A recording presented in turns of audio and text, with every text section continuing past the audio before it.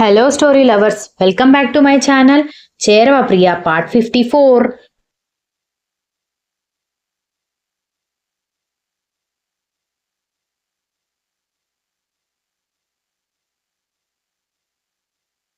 అగ్రిమెంట్స్లో ఉన్న మ్యాటర్ క్లియర్గా చదువు, నీకు క్లారిటీ వస్తుందని చెప్పి విజ్జు కాల్ కట్ చేశాడు.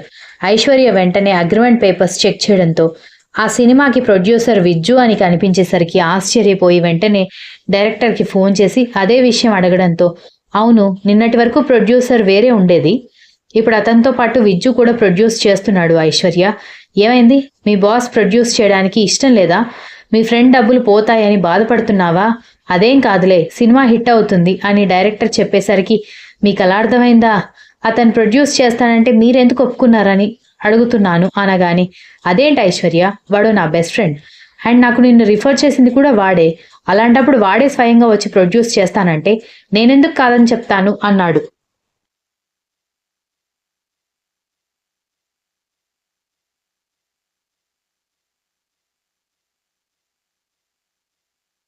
ఐశ్వర్యకి ఏం చెప్పాలో అర్థం కాకపోవడంతో, ఏదైనా ప్రాబ్లం ఉందా ఐశ్వర్య?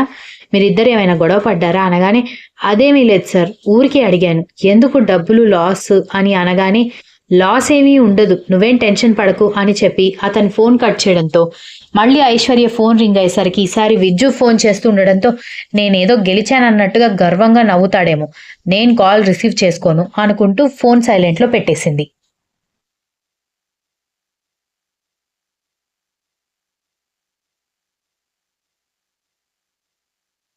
సాయంత్రం దివ్య వచ్చిన తర్వాత ఫోన్ నార్మల్గా సైలెంట్లో నుంచి తీసి పక్కన పెట్టేసి ఐశ్వర్య స్నానానికి వెళ్ళగానే ఐశ్వర్య మొబైల్ రింగ్ అవుతూనే ఉండేసరికి దివ్య ఐశ్వర్య ఫోన్ రిసీవ్ చేసుకోవడం మేనర్స్ కాదని చూస్తూ ఊరుకుంది. కానీ ఫోన్ తీయకపోవడంతో ఐశ్వర్య బయటకు వచ్చిన తర్వాత నెంబర్ చూసి మళ్ళీ ఫోన్ పక్కన పెట్టడంతో, ఫోన్ ఎత్తవే బాబు, అవతల ఉన్న వాళ్ళు ఫోన్ చేసి చేసి చచ్చిపోయేలా ఉన్నారు అనగానే, ఏం మాటలు మాట్లాడుతున్నావే, పిచ్చి మాటలు మాట్లాడకు అంది ఐశ్వర్య.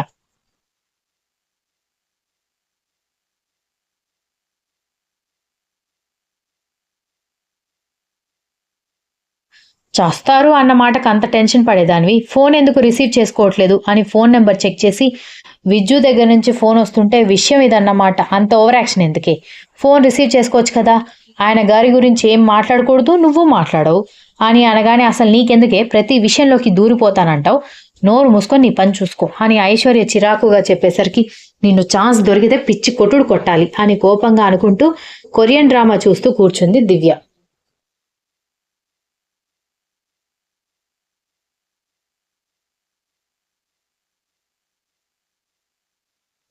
విజ్జు ఎంత ఫోన్ చేస్తున్నా ఐశ్వర్య కాల్ రిసీవ్ చేసుకోకపోవడంతో ఇంటికి వచ్చిన దగ్గర నుంచి ఫోన్తోనే కూర్చున్నా. కొడుకు దగ్గరకు వచ్చి, అంతలా ఎవరితో ఫోన్ మాట్లాడుతున్నావురా అని అడిగేసరికి విజ్జు ఆన్సర్ చెప్పకుండా సైలెంట్గా కూర్చోవడంతో, సరే, నా మీద నీకు ఇంకా కోపం పోలేదని నాకు అర్థమైంది, కాఫీ తాగు అని చెప్పి జానకి బాధగా వెళ్ళిపోతే ఐశ్వర్య కాల్ మాత్రం రిసీవ్ చేసుకోకపోవడంతో ఫోన్ లిఫ్ట్ చేస్తే సమాధానం చెప్పాల్సి వస్తుందని భయపడుతున్నట్టుంది అని నవ్వుకున్నాడు విజ్జు.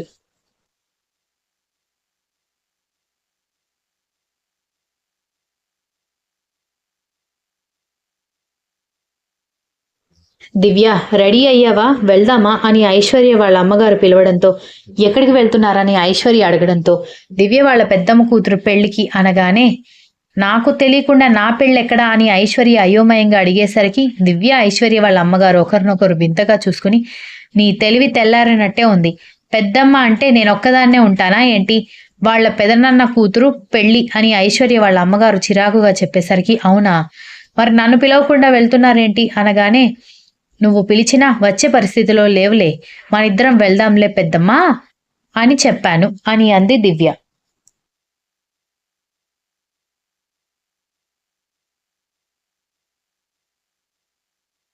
నాకు తెలిసే నువ్వు పెద్ద కంత్రి మోహన్ దానివి అనగానే, నీకంటే కాదులే అనేసరికి, నువ్వు దివ్య మాత్రమే వెళ్తున్నారా అని ఐశ్వర్య అడగడంతో, లేదు, నేను దివ్య డాడీ వెళ్తున్నాం, నాన్నమ్మ హాస్పిటల్లో చెకప్ ఉందంట, అదంతా అవ్వడానికి ఒక 2 గంటలు పడుతుంది, ఆ హాస్పిటల్ నాన్నమ్మకి బాగా అలవాటు కాబట్టి నేను చెకప్ చేయించుకుని బయటకు వచ్చేలోపు మీరు ఫంక్షన్ చూసుకుని రావచ్చు అని చెప్పింది.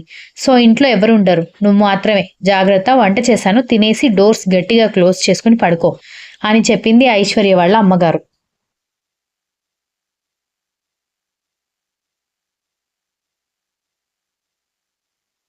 నేను ఒక్కదాన్ని ఇంట్లో ఉండాలా అని ఐశ్వర్య అడిగేసరికి అంత ఓవర్ యాక్షన్ వద్దు. నిన్ను చూసి వచ్చినోళ్లే పారిపోవాలి తప్ప నువ్వు భయపడాల్సిన అవసరం లేదు అని దివ్య వెటకారంగా చెప్పేసరికి ఐశ్వర్య దివ్య వైపు కోపంగా చూస్తుంటే చూసించాలే మేం వెళ్తున్నాం జాగ్రత్త అని చెప్పి అందరూ బయలుదేరిపోయారు.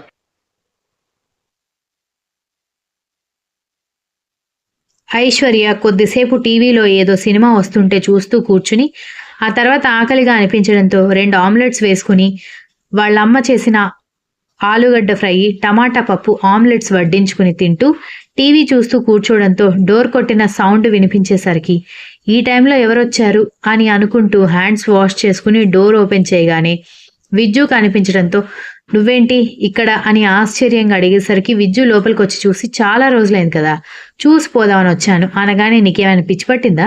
నిన్ననే కదా ఆఫీస్కి వచ్చి రిజిగ్నేషన్ ఇచ్చి వెళ్ళాను అని అడిగేసరికి నేను చూసిపోవాలనుకుంటున్నది నిన్ను కాదు మీ ఇంట్లో వాళ్ళని అన్నాడు.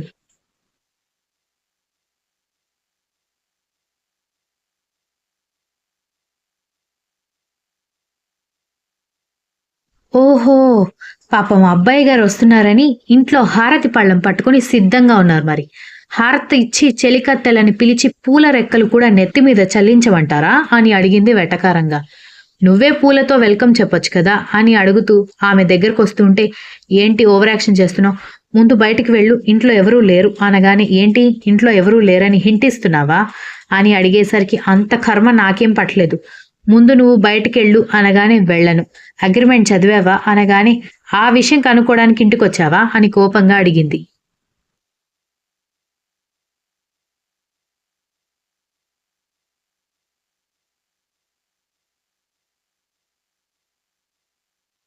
అవును నువ్వు సమాధానం చెబితే తెలుసుకుని వెళ్ళిపోతాను అనగానే ఫైన్ చదివాను నువ్వు వన్ ఆఫ్ ది ప్రొడ్యూసర్ డబ్బులు ఎక్కువయ్యి వాటిని పోగొట్టుకుంటానని నువ్వంతా ఆతృత పడుతుంటే నేను మాత్రం కాదని ఎందుకు చెప్తాను నీ ఇష్టం అని అంది ఐశ్వర్య.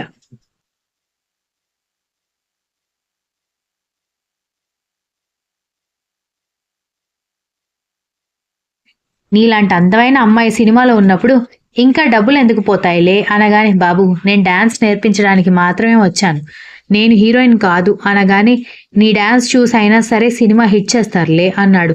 పోనీలే అలాగే హిట్ అయితే డైరెక్టర్ నాది గోల్డెన్ లెగ్ అనుకుని ప్రతి సినిమాకి కోరియోగ్రఫీ చేయమని నన్నే పిలుస్తాడు. మరీ మంచిది ఇంకా తమరొచ్చిన పని అయిపోతే బయలుదేరండి అనగానే అప్పుడే ఎక్కడైపోయింది ఇంకా చాలా పనుందని ఆమె నడుం చుట్టూ చెయ్యేసి దగ్గరికి తీసుకోవడంతో ఏంటి అని కోపంగా అడగడంతో నువ్వు నన్ను మిస్ అవ్వడం లేదా అని అడగడంతో నిన్ను చూడకూడదనే నేను అక్కడి నుంచి వచ్చేసింది ఇంకెందుకు నేను మిస్ అవుతాను అనగానే ఆ మాటకి విజ్జు కొంచెం హర్ట్ అయినా కూడా అది బయటకు చూపించకుండా అంటే నువ్వు మన మధ్య వచ్చిన డిస్టర్బెన్స్కి చిరాకు పుట్టి బయటికి రాలేదా నన్ను చూడలేక నాతో ఉండలేక బయటకు వచ్చావా అనగానే ఐశ్వర్య ఆశ్చర్యపోయి సమాధానం చెప్పకుండా దిక్కులు చూస్తూ ఉంటే చెప్పు నన్ను చూడ్డం నీకు అంతా చిరాకుగా ఉందా అని అడిగేసరికి నా ఉద్దేశం అది కాదు నువ్వన్నట్టుగా ఈ డిస్టర్బెన్స్ తట్టుకోలేకే నేను వచ్చేసాను అనగానే కానీ నువ్వు వెళ్ళిపోవడమే నాకు డిస్టర్బెన్స్ లాగా ఉంది అనగానే అతని వైపు ఆశ్చర్యంగా చూసింది ఐశ్వర్య.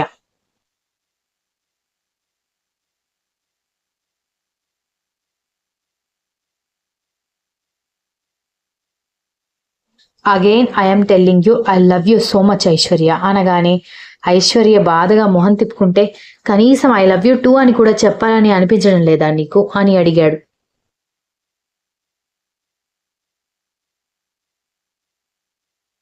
ఐ లవ్ యూ చెప్పినా ఐ హేట్ యూ చెప్పినా ప్రతిఫలం లేదు అనుకున్నప్పుడు మౌనంగా ఉండడమే మంచిది. నువ్వు అనవసరంగా టైం వేస్ట్ చేస్తున్నావు. ఇది వరకు మన ప్రేమకి మా నాన్న మాత్రమే ఇష్టం లేదని చెప్పారు. ఇప్పుడు మీ అమ్మగారికి కూడా ఇష్టం లేదు. అలాంటప్పుడు ఇంకా దీని గురించి డిస్కషన్ అనవసరం అనగానే వాళ్ళకి అనవసరం నాకు కాదు నీకు కూడా అనవసరమైనా సరే నాకు కాదు అన్నాడు.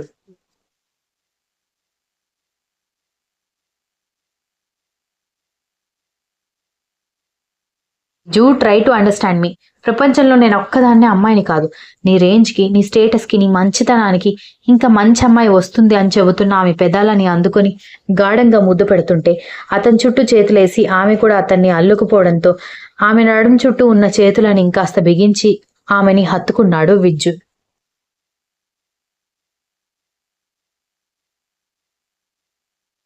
ఇద్దరి మనసుల్లో బాధ ఉబికి ఉబికి వస్తూ ఉంటే కాసేపటికి ఇద్దరూ దూరం జరిగితే ఐశ్వర్య అతడి వైపు చూడలేక బాధగా దిక్కులు చూస్తుంటే, ఇప్పుడు కూడా నీ మనసులో నేను లేనని మాత్రం చెప్పకు, నేను నమ్మను అనగానే ఉన్నావు అని ఐశ్వర్య గట్టిగా చెప్పడంతో విజ్జు ఆశ్చర్యంగా చూస్తుంటే, ఉన్నావు, మనసులో ఉన్నావు, కానీ నా లైఫ్ లో ఉండవు అని అనగానే, ఎందుకు ఉండను, నువ్వు నేను ఒప్పుకుంటే చాలు కదా అన్నాడు.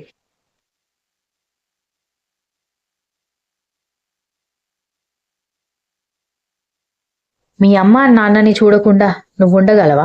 నేను నీ ప్రేమ కోసం వచ్చేస్తే మా అమ్మ నాన్న భరించగలరా అని అడిగేసరికి, మరి వాళ్ళు ఒప్పుకోకపోతే మనం మాత్రం ఏం చేస్తాం చూడు, ఫైనల్గా ఒప్పించడానికి ట్రై చేద్దాం, వాళ్ళు ఒప్పుకోకపోతే తర్వాత మన డెసిషన్ మనం తీసుకుందాం అని విజ్జు వెళ్ళిపోవడంతో తల పట్టుకుంది Aishwarya. Continuous. If you like the story please like, share, comment and don't forget to subscribe.